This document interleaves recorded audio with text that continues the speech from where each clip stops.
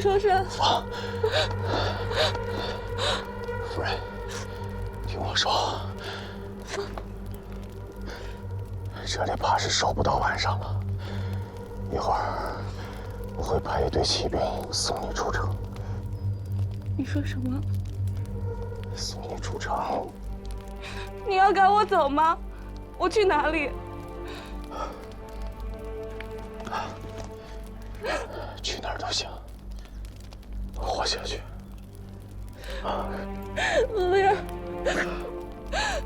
生不同妻，死则同穴。你是这么说的呀？难道你要我去一个谁也不认识的地方，一个人弃尸到老吗？我不走。南门失守！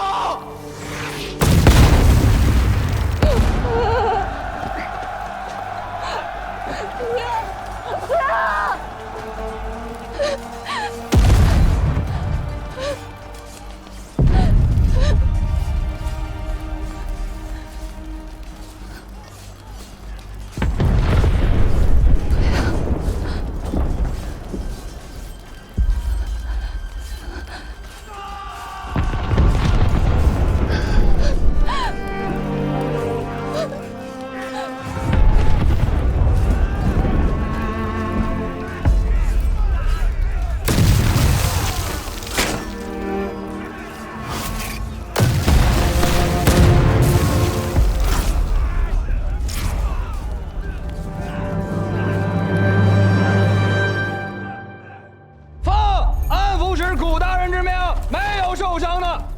整队，打造建设，就地求见，等候朝廷旨意。诸将领呈进下院，另有安置之处。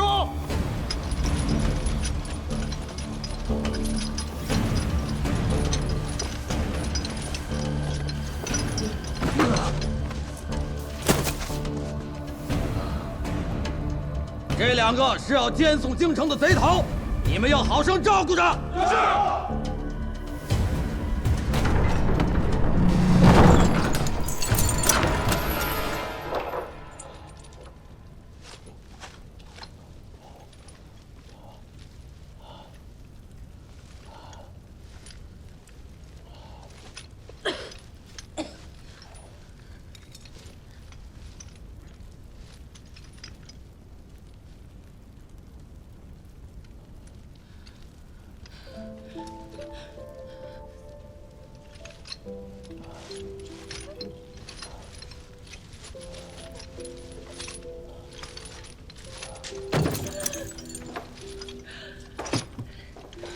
人要死了！你们要把尸体送到京城吗？人要死了！来人啊！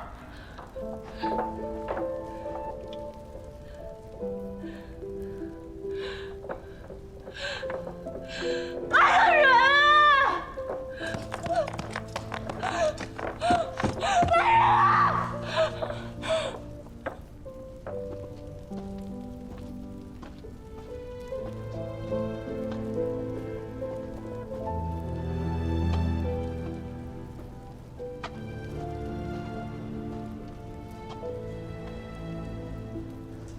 这是我能找到最好的清创药了，你给他敷上，一时半会儿死不了。想把我押进囚车，送到京城，让皇帝老儿在午门之上亲眼看着我人头落地。若非这样，皇帝老儿一生气，你们的乌纱帽就不保了。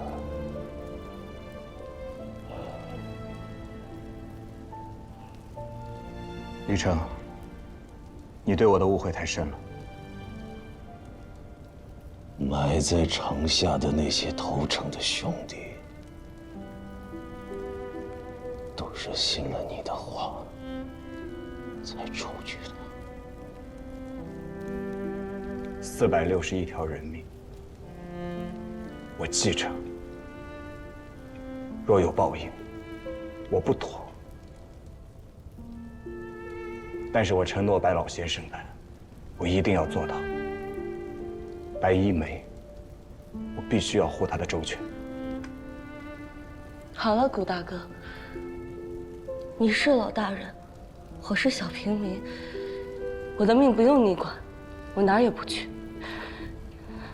我的意思是，我要你们2个人都活着。我是安徽守将，救我！你有几个脑袋让人看？南京城已被攻破。6月16，城墙崩塌，9门陷落。10日烧杀抢掠，如今的南京城里生灵涂炭，惨不忍睹。你们王爷王妃的梦该醒一醒了。从今往后，你们要为自己而活。就算阎王爷现在要把你们的命勾了去，我也会想尽办法把它往回拉。只要你们别自断生机，保重。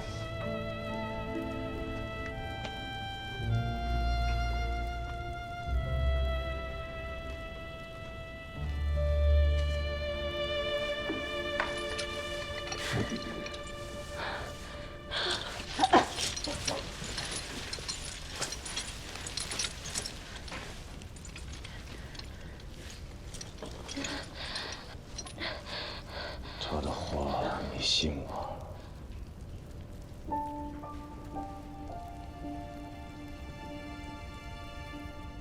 跟他走吧，你放！带着我谁也逃不了。跟他走吧。我要跟他去。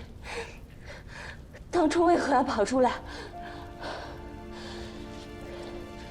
我们死都要死在一起。姓李的，你做不了我的主，谁也不能。孩子呢？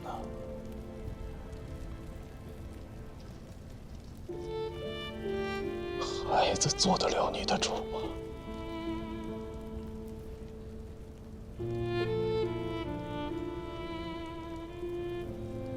你腹中有喜，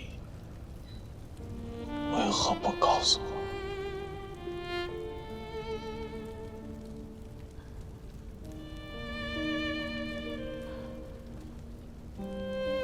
答应我，一定要让这个孩子活着。他活着，就是我活着。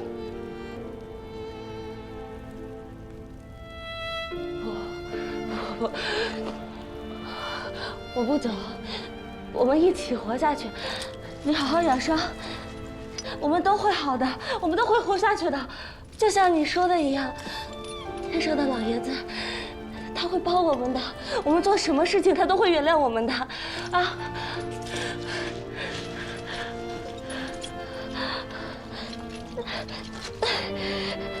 我要做徒劳的事情了，你我疼要吗？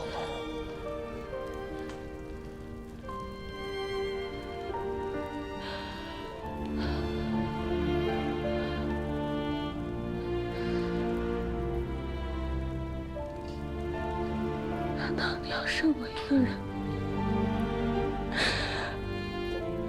在这个世上吗？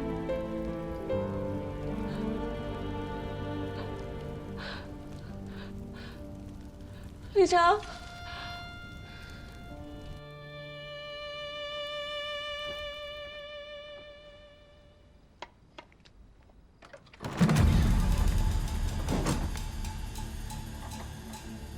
听说你立功了，没来得及恭喜呢。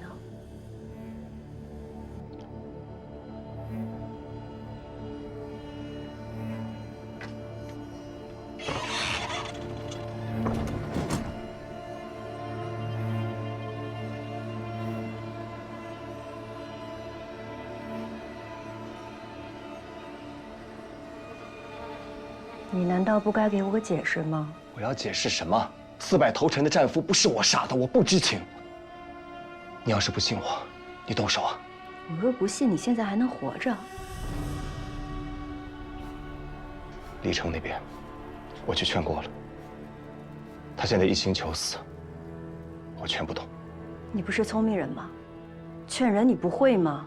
当这个安抚使之前，我以为凭借自己的聪明才智，可以去改变一些事情。等当了这个官之后，我才发现，除了随波逐流，无力改变任何事。所谓历史，不过是一本皇帝的家谱，实在可笑。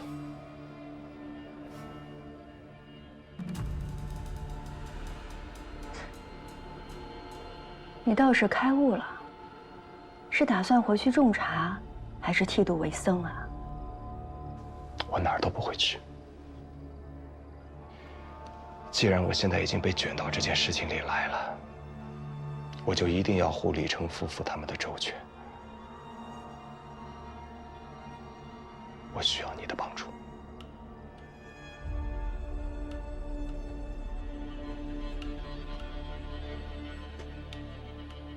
你说，近日我一直在看朝廷的朝报，就像做生意，好歹我得了解行情。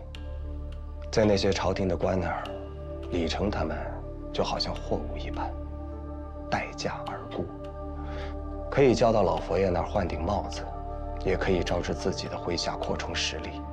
在这乱世当中，可能会赚得更大的功名。但是这批货物在手中囤不了太久，他们跟我说不会滥杀无辜，我信不过他们，所以我留下来。你不信？我当然不信。名利，名利，名在前而利在后。什么读书人有良心，那是因为官做的还不够大。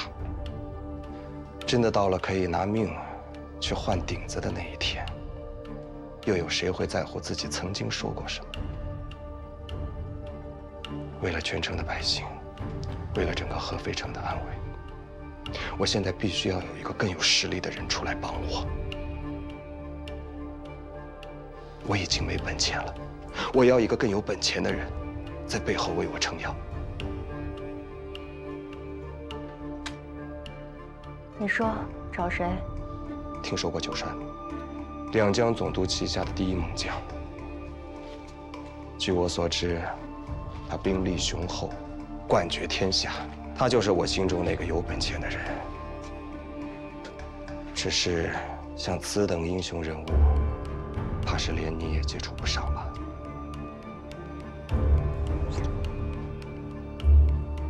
你这是激将法。老九欠我个人情，我若见他，就是给他脸了。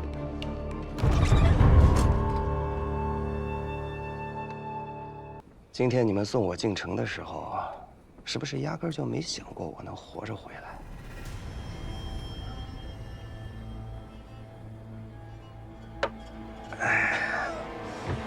吴先生，这话从何说起啊？我何德何能当这个安抚使啊？我给太后老佛爷送了蓝雪茶，伤了六王爷的面子，他竟然还要让我当这个安抚使，这其中是何道理呀？这个，顾先生，你这句话又不对了。按照你说的，既然你都知道，那怎的还去呢？是，我知道。我就算知道，我也得去。我想的就是能救一个是一个。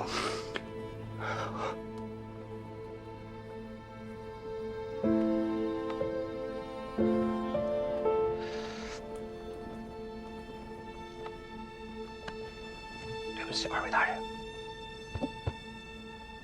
此件事了，我就回村子里种茶了啊！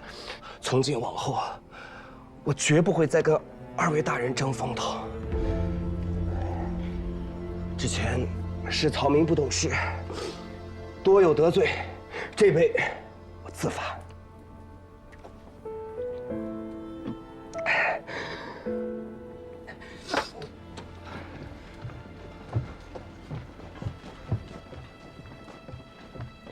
顾先生，顾先生，误会，你误会我了，这是万万没有的事情呀！你是官，我是民啊，何来的误会啊？你是上，你不要赌气，王爷不是那个意思，你也不是老百姓，你是朝廷委任的安抚使，委任状尚在。你现在走是轻慢朝廷，是惹祸。惹祸？你们来抓我！哎，走！哎，你看，走就走了吧，我们拼上挨几句骂，就说没留住他。这种人太固执，运气又好，一旦把我们的关节学了去，到时候可收拾不住他。可是万一要是问起来，哎，明天发兵攻合肥，这么大一战功，就算是皇太后也不能随便降罪给我们呀。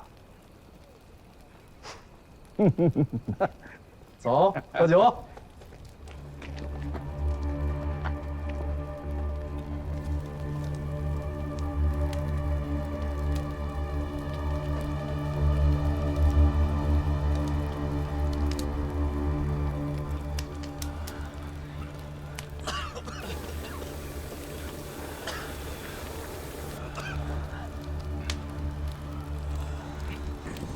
兄弟，想家了吧？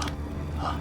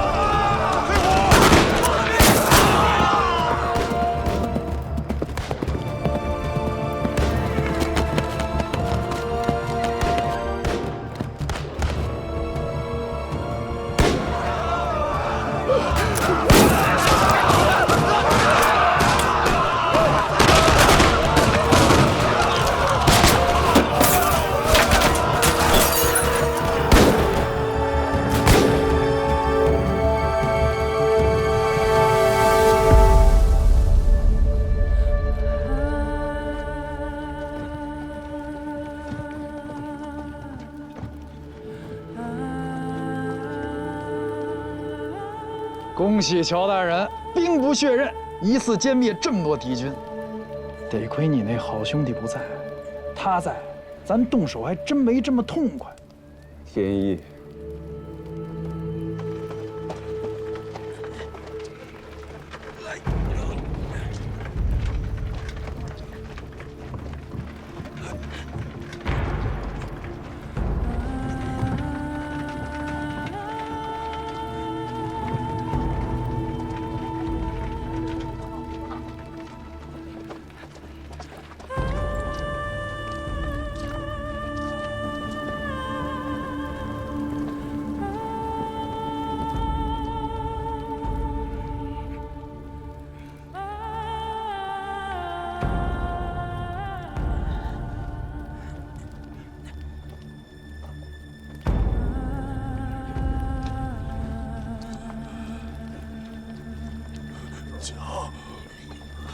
救我！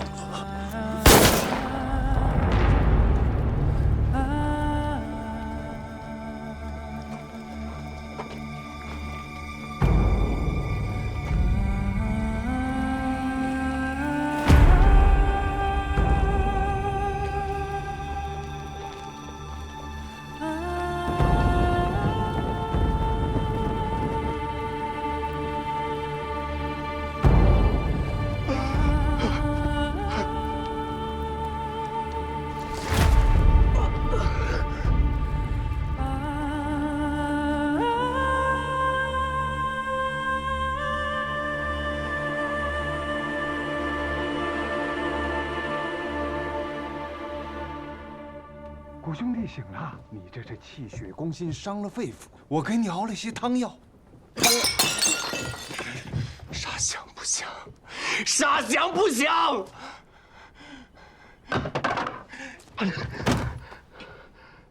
不响。谷兄弟啊，我不是你，没那么好运气。我这个官都是一仗一仗打出来的。因为这场战争，我弟弟和老娘都走散了。你跟我说不祥，那不祥就不祥吧。已经开始攻合肥了，最多天黑之前，合肥就完蛋了。这一份大功劳，我们3个人都有份啊！啊！打！打！大功一件呐！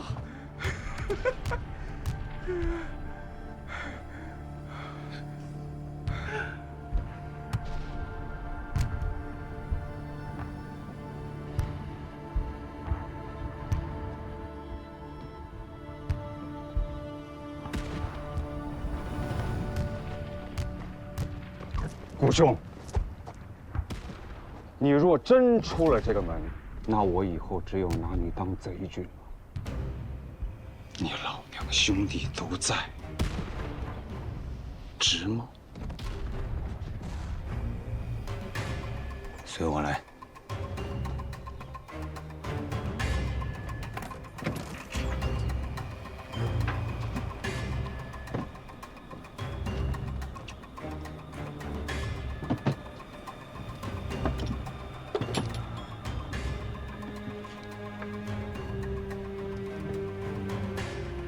圣母皇太后的懿旨。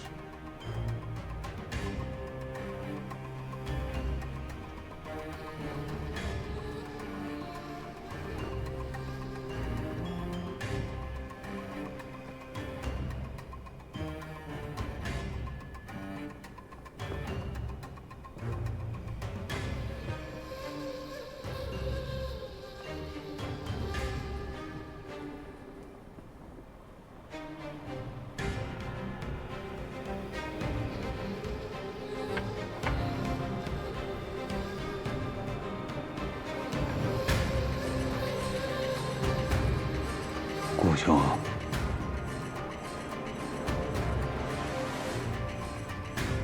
无论相逢，着急出战，是太后的意思。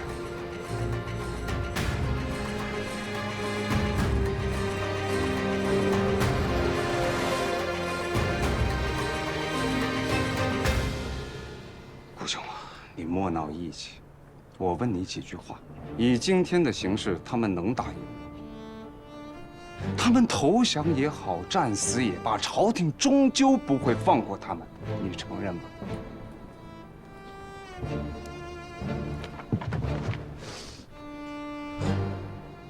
兄弟，我也是读书人，沙翔的旨意我也不想这么做，可我想想，我不做，自然有人做。这样的朝廷，我救他又有何用？谷兄啊，这沙翔的事情不能妇人之仁。他李成带出来的都是老反贼，打了10年仗，你指望他们安安分分做良民，可能吗？这个年代，你想做好人可以呀，回家种茶，可以救40万户平民的机会，可你只顾名声，就此逃走，是不是太自私？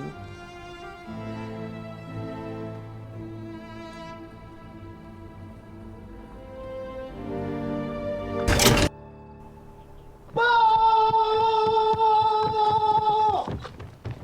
江宁大营9帅送来的滚单。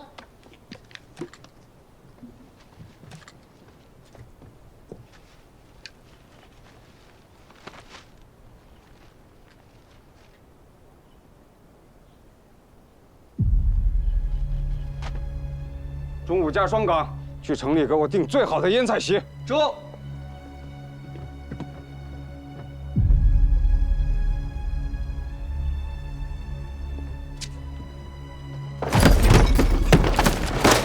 老九他真是目中无人。他围攻江宁3年，寸土未得，现在又跑到老子这儿来抢功劳，你说怎么办？啊！老子写折子告他。只听说此人一身的煞气，这长江南北他手里这支军队实力最为雄厚，万万不可当面得罪。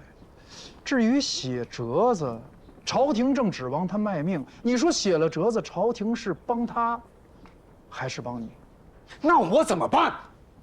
俘虏的这些都是精兵，合肥城打下来，他就写这么一个纸条过来，把1000多俘虏全带走，收编到他的军队里，这不明抢吗？把李成夫妇荐送京城，向朝廷献俘，九帅要那些人都给他，这好歹得给我们留点残羹剩饭吧，这也是官场里的规矩。报，九帅前哨部队已到营门。摆起仪仗，都精神点啊！我们在营外恭候九帅大驾。是。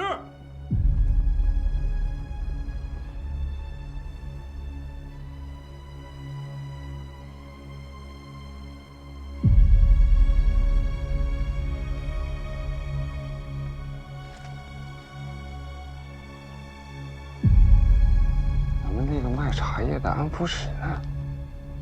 古平原这个人，书生不像书生，商人不像商人，死盯着他做什么？我怕他心思已经与我不同，我盯着他恐怕有问题。三儿，马上去请古大人，告诉他九帅来了，所谓下属设宴接待，他得出席。是。来了。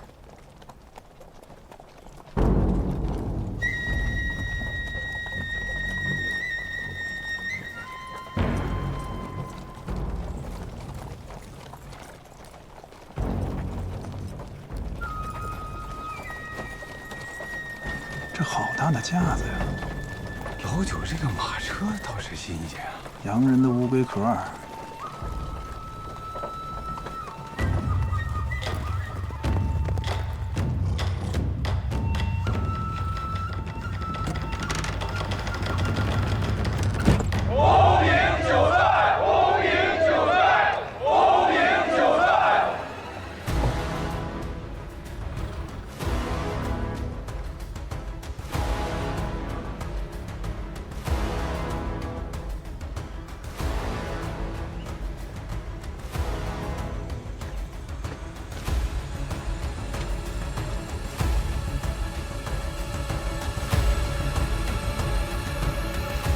起来吧。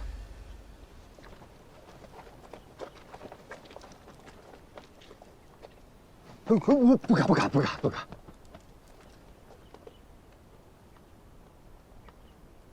二位大人辛苦了。听说合肥捷报未及恭贺啊。这点小功劳哪里比得上九帅在江宁血战经年，简直不值一提。乔大人，黄兴兄，他乃我故人之后，刚在路上碰见的，陪着我解解闷儿。你们认识？哦，那是自然。古先生是圣母皇太后亲赐的安抚使，战局凶险之际，古先生立了一大功啊！我正要找他，没曾想到了九帅这里。不嫌帅的慌啊！吃了饭我带人走。是，九帅请。哎，先生，你跟九帅还认识？早就认识。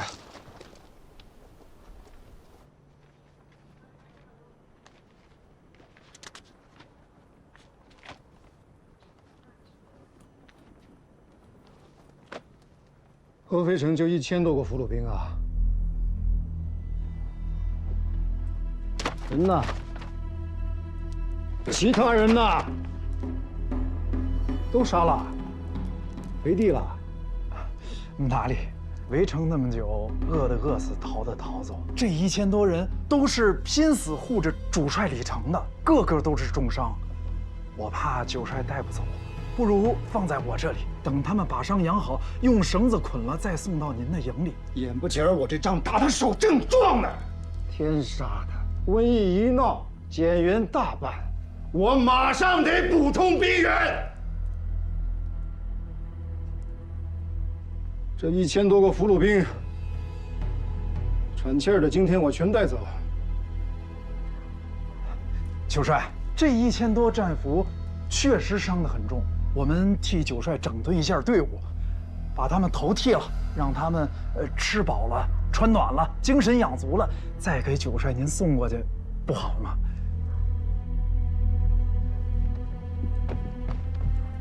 还送得过来吗？你什么意思？把这些人编到自己的队伍里，到时候换一批老弱病残的来哄我玩儿？是不是看我仗打得眼热，想分杯羹啊？请。九帅，不敢不敢，九帅想要拿走便是，我们哪敢跟九帅争啊？李成我也要啊？养在牢中，马上就准备荐送京城了。但这个人不能给九帅，我们辛苦了那么久，要不然一点功劳都没有了。一个小小的合肥城，围了那么久，要了那么多钱，没有功啊！九帅，我们手里可就这么一个宝贝了，您一招手把这些战俘都要走也就算了，您好歹得给我们留点升官发财的本钱吧！你找死啊！哎呦，别，这么跟九帅嚷嚷？你欺人太甚！这成何体统啊！这不像话，所谓何事啊？我是说啊，除了这1000多个俘虏兵，李成，我也要。这真的不行，不行吗？不行，不行吗？哎呦，不是，你这也要那也要，你得给我们留一点渣儿吧？你这大人，我要人留，哎呀！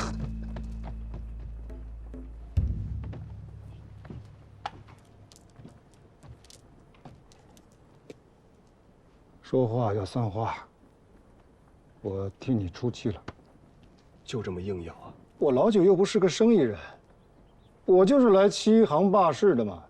不过我这份人情你是要还的。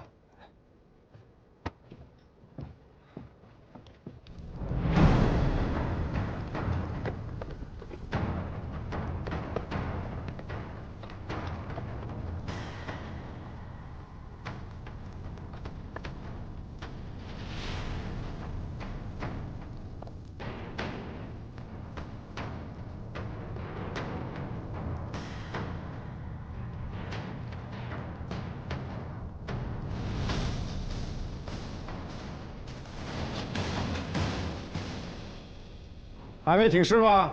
九帅，给我弄出来，2个都带走。九帅，这2个人是要荐送京师的，您都要，我们怎么跟皇太后、皇上交代？您好歹给我们留一个。是。养蛐蛐还得养一对呢，一个活不好，都带走，都这。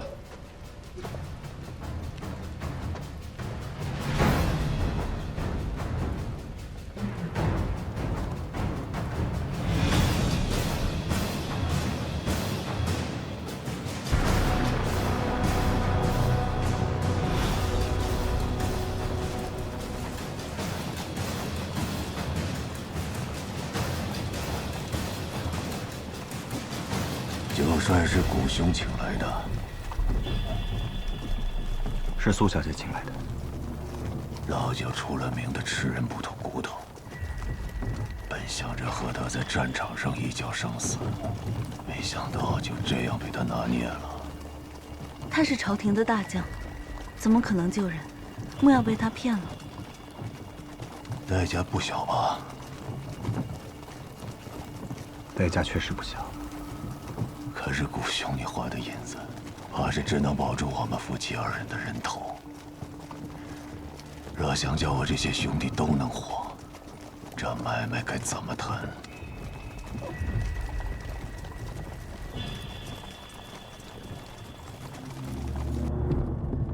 慈悲呀，给我的人留条活路。慈悲。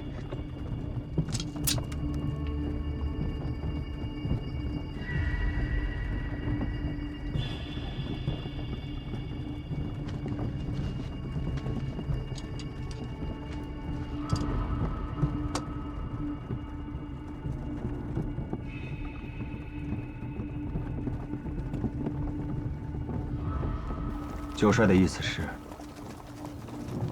你的兄弟可以放，但是你们夫妻俩要去他的营中，还要请你去他的军中做参谋，这样他在朝廷上对于自己的部下才有个交代。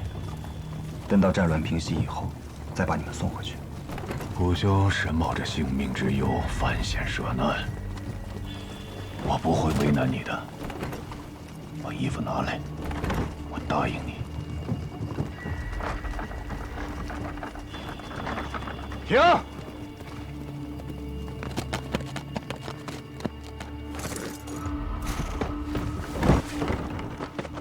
卑职九帅帐下虎子营副将扎兰察伺候大人更衣。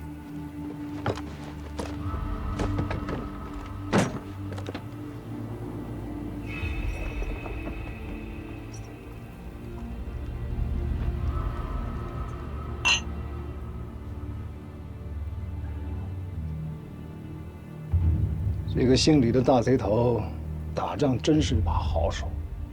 我真不明白，一个目不识丁的小孩子，一个挖矿的臭苦力，能有这般成就。可惜了，不能在战场上相见。大清气数尽了，君昏臣庸，因循苟且，对上巴结，对下压榨，濒死而不自知。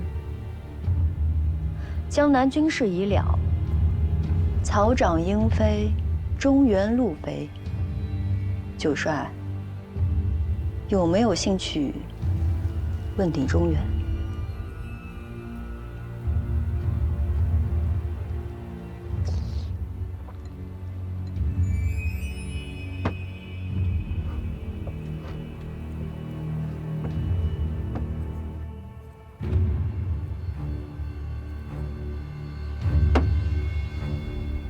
这是九帅请能工巧匠打造的好刀，只有立了大功的将领才能蒙赏。将军此次弃暗投明，必定鹏程万里。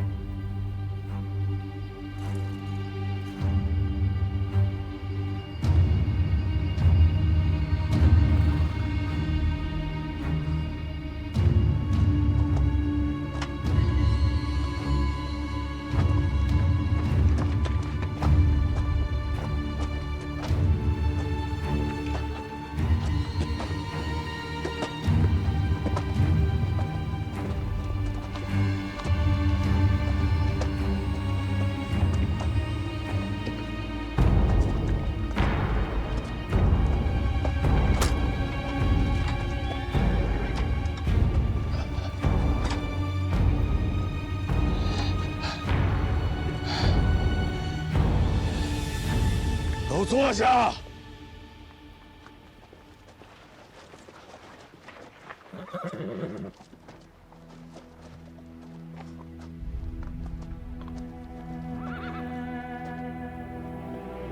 我知道，我穿这身衣裳，对不起战死的兄弟。可我不穿，对不起拼死救我的朋友。坐下。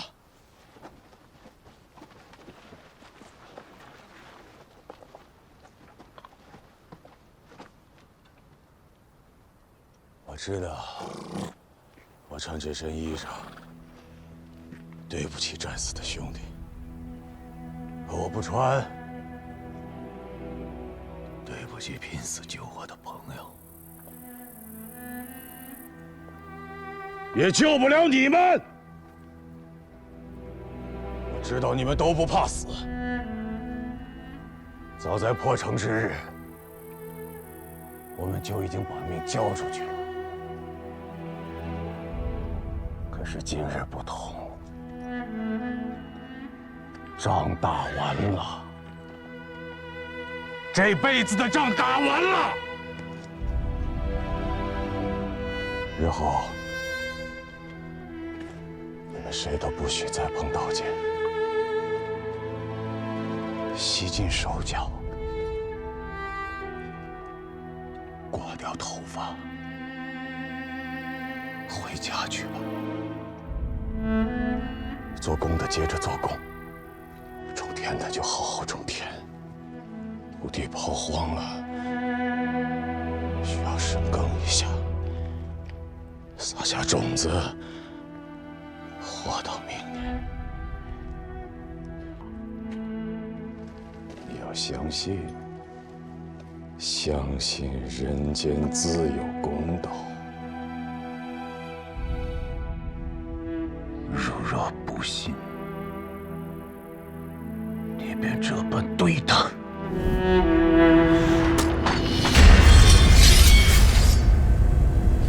将军！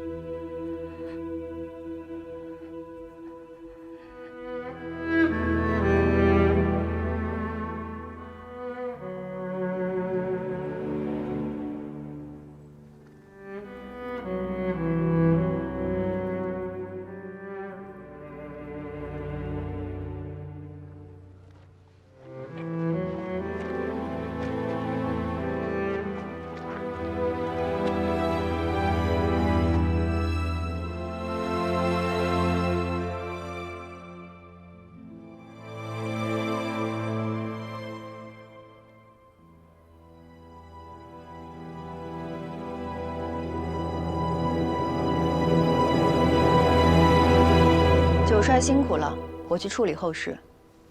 慢着，湘西30里有一个我的营，露营和营子都备好了，他们可以剃头更衣，拿钱回家，没有人阻拦。九帅，一诺千金。李成的不，李将军的头我还是要的，毕竟是我把他带走了。上面问起来，我也吃不消。这个自然。李将军的首级，值一个红顶子。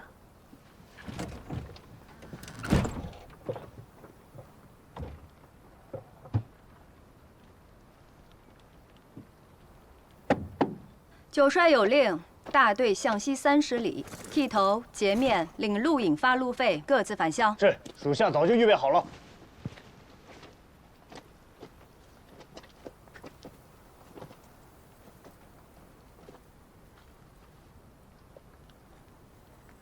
白家妹子，你若难受，就哭出来。我不哭，我早就知道会有这一天。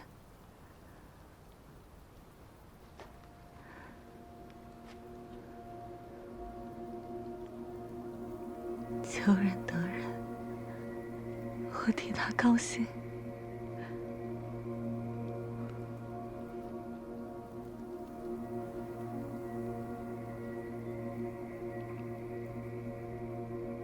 他这条命，换了大家伙活下来，这样的慈悲，将来你要说给孩子听。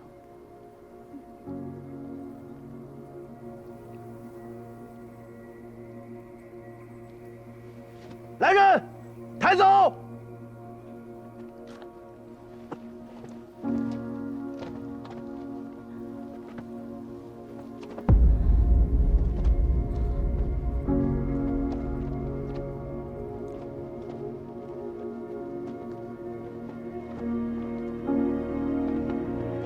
你们干嘛？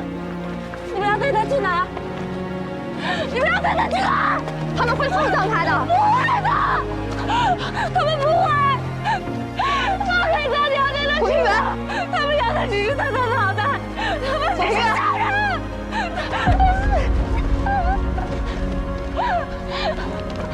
你们要带他去哪儿？你们要带他去哪儿？你放开！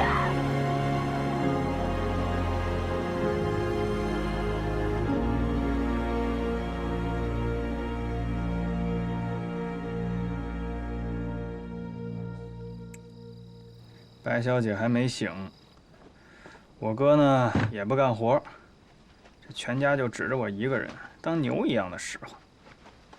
我要是腿脚利索的话，我来照顾。啰里吧嗦。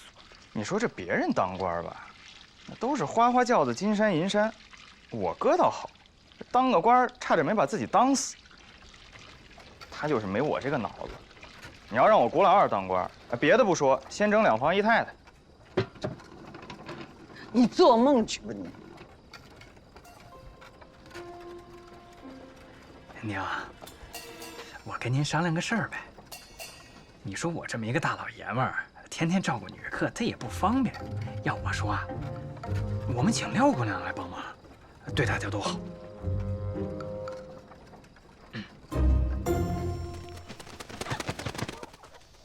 大夫，您辛苦了。来，这边用茶。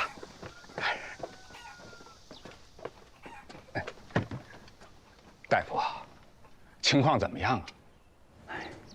肺腑之间上寒下火，发不出来。白小姐就是不肯醒。她心里苦啊，你们小孩子怎么能知道呢？哎，去看看白小姐。啊。大夫，能有好办法吗？她这脉象比80老翁还不如。一个人想求死，就算是扁鹊华佗也没用。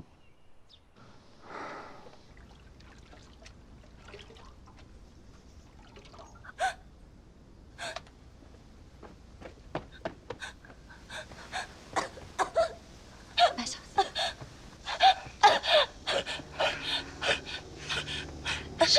姐，没事啊。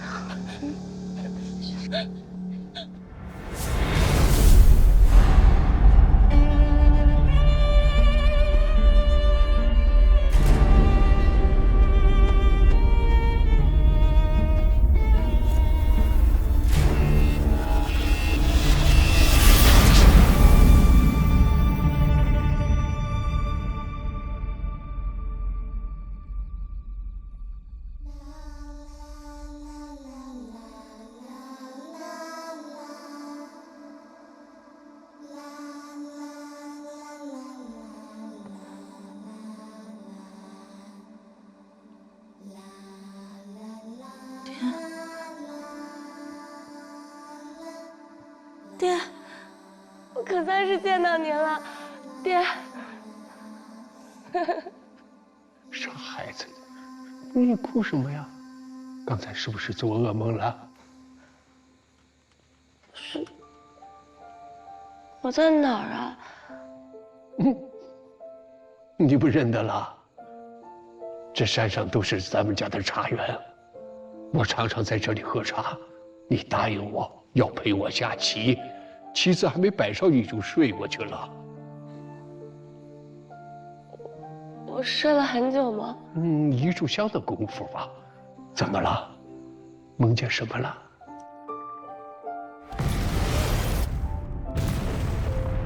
我梦见忽然之间兵荒马乱，我被抓到了贼子的军营里。我梦见古大哥回来了，他到营里救我。我梦到，真的是你。我日日向他求，我梦到，求他能让我再见你一面，这样我被刀劈斧砍五马分尸，我也愿意。我把心交给了一个将军。你们所有人都生我的气。后来他死了，所有人都死了，我还怀了他的孩子。爹，这一切都是梦，对吗？我从来没有做过这么久的梦，吓死我了！我好像重新活过来了一样。爹，我以后不会再惹您生气了。好孩子。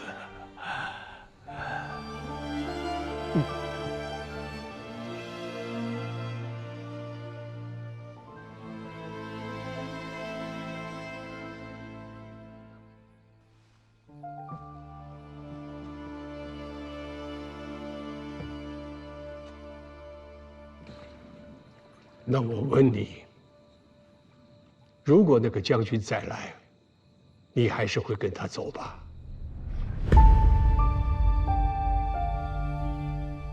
虽说是做梦，动的也是真心。孩子，爹不会生你气的。不管你做什么，你这一世平安，我的愿就满了。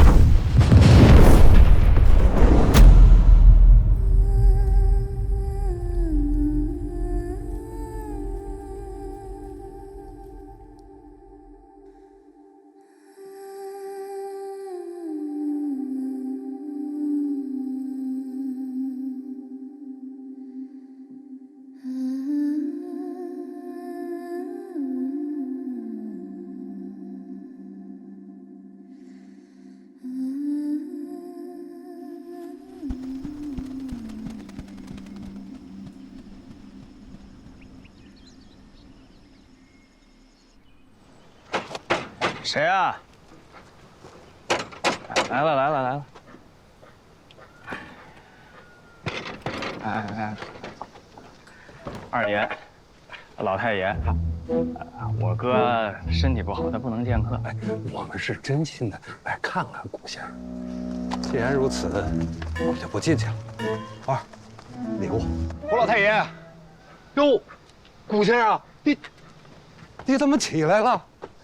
哎，你不是身体不好吗？你这是……哎呀，胡老太爷，是我怠慢您了。来，进屋说。哎，好。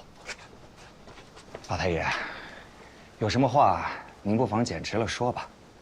听说你跟京师李万堂家有故旧之交？哦，谈不上什么故旧之交，我跟他公子李清倒有些相识。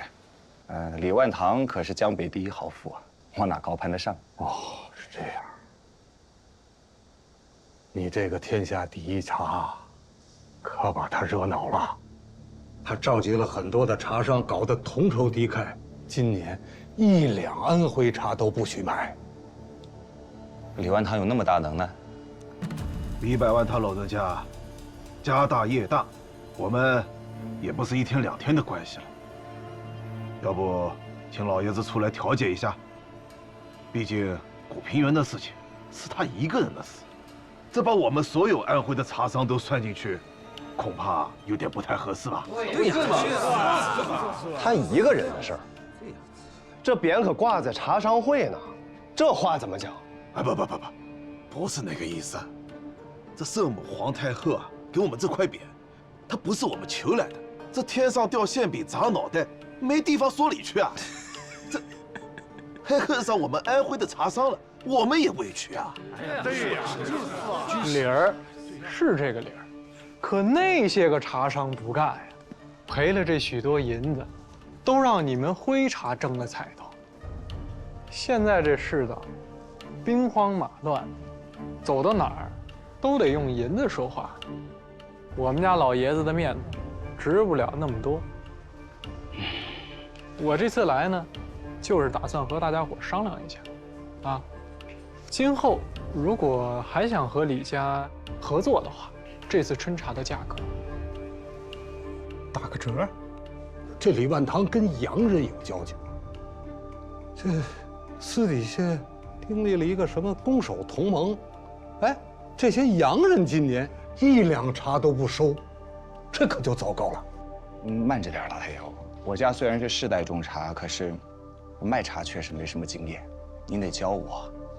这往年呢，咱们安徽茶有3个去处，第一呢是全国的茶店，2呢有一部分销往蒙藏、新疆，第3呢就是绝大部分都运往广州，交由13行代销给洋人。咱们安徽全省的税银和老百姓的吃喝都在这上面了。这不是打仗了吗？朝廷允许咱们就近运到上海，可是今年上海的合约迟迟未到，这仔细一打听，才知道是让李万堂给劫了去了。他拿到了茶叶专营权，洋商不跟我们买卖。大家伙想来想去，这没办法，这是让我来跟你谈谈。找我谈有什么用啊？我跟洋人又没打过交道。你跟我们不一样，你好在是个官绅，总能去斡旋一下，帮助咱们安徽茶商这渡过此劫。我做这个安抚使吧，确实要跟那些当官的打交道，但我自己本身不是官绅呢。您是知道的，我是宁古塔逃回来的流放犯，九死一生啊！好不容易又回到徽州了，能够过几天清闲日子，在家中服侍老娘，心满意足了。至于说到做官，或者像您这样，管着那么多茶商，我是真没这个野心了。承蒙您见谅。哦，原来是这样啊！那就打扰了，告辞。哎，老太爷啊，那李万堂这么欺负我们徽商，他到底想干什么？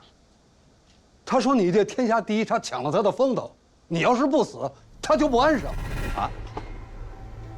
他真这么说的？啊！我不死，他不心安呐。好啊，我就让他更不心安。这事儿一碗水端平了，老爷子在外头才好讲话。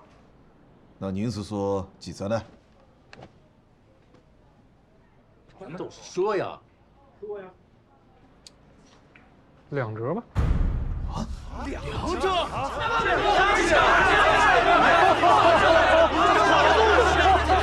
现场掌声就来着！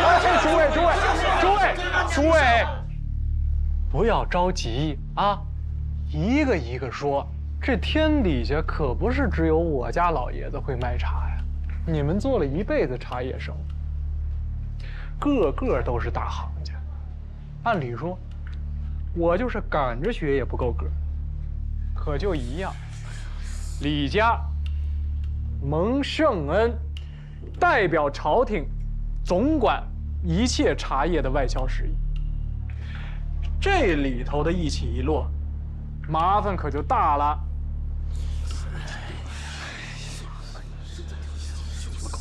借着朝廷的势力来逼人做生意，可不是英雄好汉呢。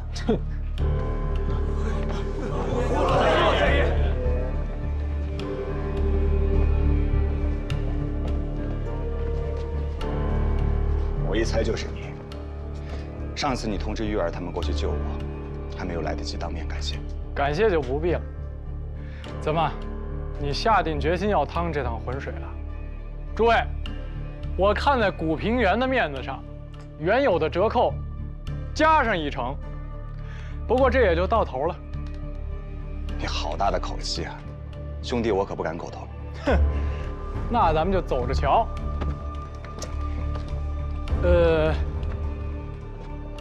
我在客栈再住上3天，然后就回京师。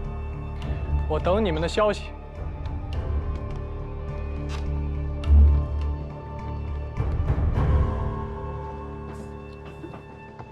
哎，听我的，来。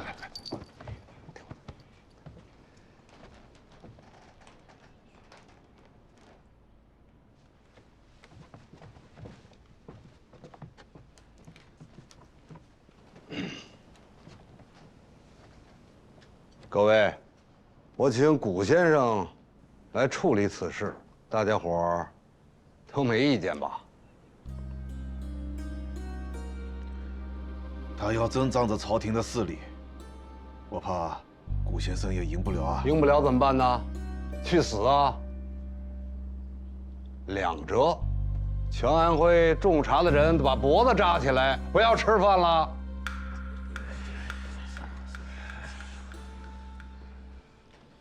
我觉得，无论如何，咱们都要和他们斗上一斗。